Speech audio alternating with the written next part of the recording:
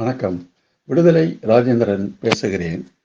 முன்னாள் நீதிபதி கே. சந்துரு இன்றைக்கு தமிழ் ஹிந்து நாளேட்டில் நீதித்துறையில் கொடிகட்டி பறக்கும் மூட நம்பிக்கைகளை விளக்கி ஒரு அற்புதமான கட்டுரையை எழுதியுள்ளார்.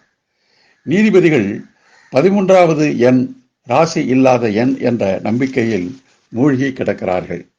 கேரள நீதிமன்றத்தில் நீதிபதிகளுக்கான அறையில் 13வது எண் ஒதுக்கப்படுவதே கிடையாது.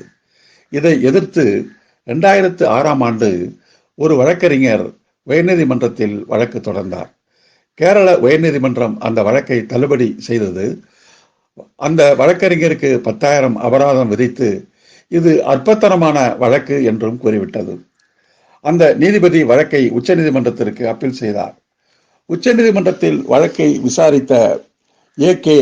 அபர்வால் பகுத்தறிவு அடிப்படையில் நீதிமன்றங்கள் செயல்பட வேண்டும் என்று கூறி கேரள உயர்நீதிமன்றத்தின் தீர்ப்பை தள்ளுபடி செய்தார்.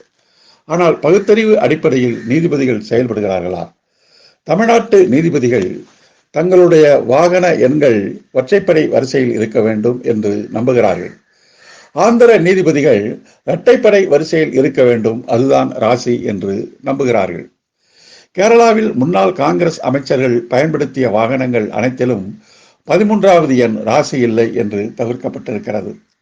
இப்பொழுது கேரளாவில் புதிய அமைச்சரவை பதவியேற்றவுடன் நிதி அமைச்சராக பொறுப்பேற்றுள்ள தாமஸ் ஐசக் கம்யூனிஸ்டான அவர் தனக்கு 13வது எண் தான் வேண்டும் என்று கேட்டு அவர் விண்ணப்பித்து இருப்பதாகவும் செய்திகள் வந்திருக்கின்றன.